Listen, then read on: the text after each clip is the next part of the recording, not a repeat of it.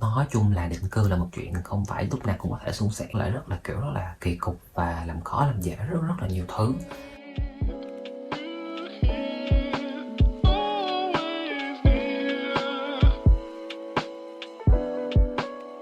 Hai,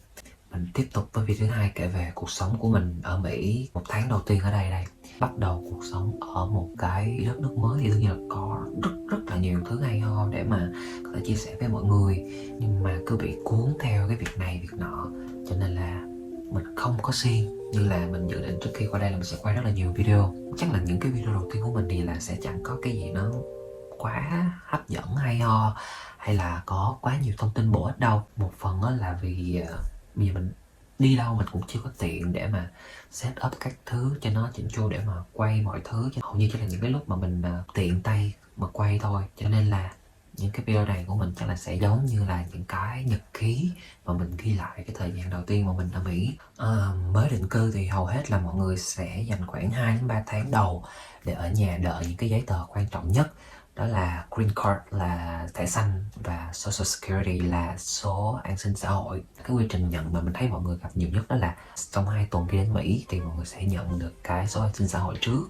rồi cái thẻ xanh thì sẽ nhận sau khoảng 1 tháng hay là 2 tháng. Có số an sinh xã hội thì cũng sẽ mở được một số thứ quan trọng như là mở được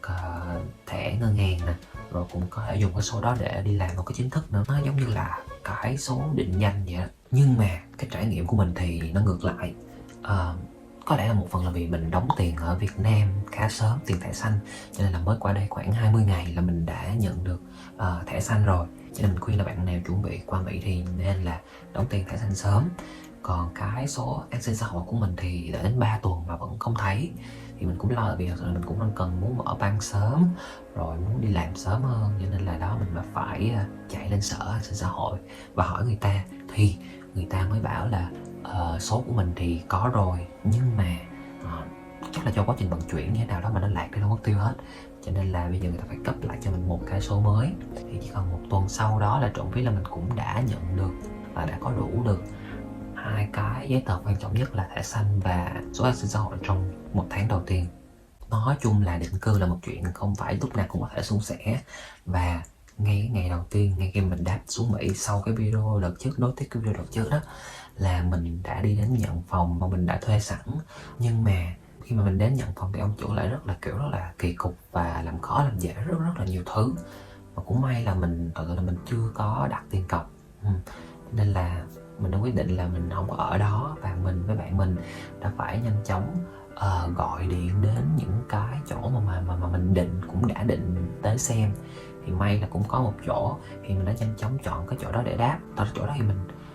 không ưng lắm, nhưng mà tại vì một phần là mình cũng đang đi nhờ với bạn của mình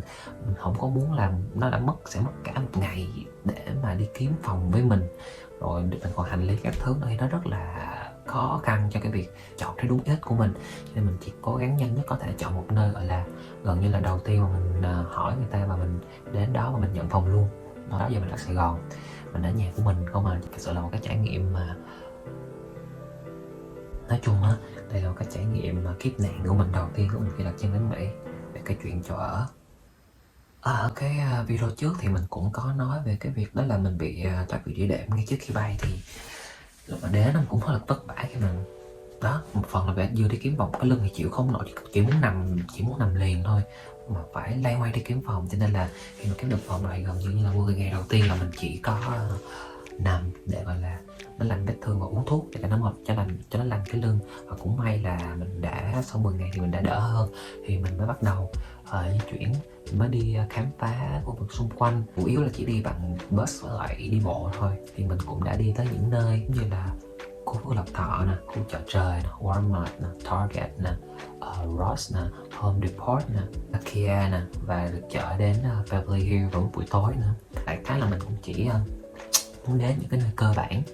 mà người dân ở đây người ta thường xuyên lưu tới để mua sắm tiêu dùng, và cũng như là để cho mình thể nắm được một cách khái quát nhất về cuộc sống của họ ở đây. Tới thiên đường fast food như nước Mỹ thì cho nên là tháng đầu tiên mình cũng đã có trải nghiệm một số brand nổi tiếng ở đây, Taco Bell nè, In-N-Out, Raising Cane. Nước uống thì mình cũng có thử một số loại nước phổ biến ở cái khu vực Orange County mà mình đang sống, đó là của Finsmith nè, Đá Viên, R&B, Omomo, Portal, Dioli, Baskin Robbins nè, yeah. Mình thì khá dễ uống cho nên là ăn món nào cũng thấy cũng được, nhưng mà chỉ có một cái là nước thì hầu như nước là rất là ngọt. Mình luôn chọn mức 25% đường, nhưng mà cái nào cũng thấy nó vẫn rất là ngọt. Với cái tinh thần là mình đi định cư và mình sẽ dành cả phần đời còn lại của mình ở đây, cho nên là mình cũng không có quá vội vàng để mà như những người mà chúng mình đi du lịch thì mình sẽ đến những cái nơi hot, những địa điểm đẹp để chụp hình, để tham quan. Không thì mình cứ lo cái việc là làm sao để mình ổn định cái nơi mình đang ở trước đã, rồi sau này khi mà mình có thể có xe, khi mình tự do đi lại hơn thì khi đó này mình sẽ thoải mái để đi đến nhiều nơi mà mình muốn hơn. Mình cũng đã nghe rất là nhiều lời nói là khoảng 2-3 tháng đầu khi mới qua Mỹ thì gần như là mình bị bó chân. Mọi người sẽ bị bó chân tại vì không có xe, không có đi đâu được, và cũng rất là ngại nhờ người kia, người thân chở. Nhưng mà mình thấy là mình cũng khá là may mắn, tại vì cũng có nhiều bạn quen biết, có những người mà lần đầu mình gặp luôn, tại vì có friend Facebook cũng lâu, sau đó cái họ thấy mình qua thì cũng hẹn gặp rồi, cho nên là mọi người cũng giúp đỡ mình, cũng chở mình đi chơi nhiều, nên mình cũng được đi này đi kia, cũng gọi là không có bị chôn ở nhà, mà thấy mình đi chơi cũng hơi nhiều á, cho nên là mình thực sự là rất là cảm thấy rất là biết ơn những người bạn mà đã giúp mình từ khi mình đặt chân đến Mỹ cho sự việc tới tận bây giờ. Thì nói chung là chỗ đầu tiên mình cũng đã xác định từ đầu là mình chỉ ở tạm thôi, cho nên ở gần được 1 tháng thì mình cũng đã kiếm được một chỗ khác ở ngay giữa trung tâm của Little Sài Gòn, cho nên để cho mình có thể ở đó và di chuyển các nơi dễ dàng hơn, vì hầu như là mình chỉ đi bộ và đi bus, và cũng như là ở chỗ này cũng có một số cái tiện ích mà để cho mình dùng nó tiện lợi và thuận tiện hơn. Ở Mỹ cũng có một cái đó là mọi người không có phơi đồ như Việt Nam của mình, mặc dù cũng nắng đó nhưng mà mọi người không có phơi đồ, mọi người sẽ giặt xong và sấy luôn, cho nên là mình đã phải làm khoảng một cái hạng mục giặt sấy mỗi tuần. Đó là mình giặt xong mình sẽ đợi khoảng nửa tiếng 45 phút thì đồ giặt xong, mình phải cầm cái đồ đó mình bỏ vô cái máy sấy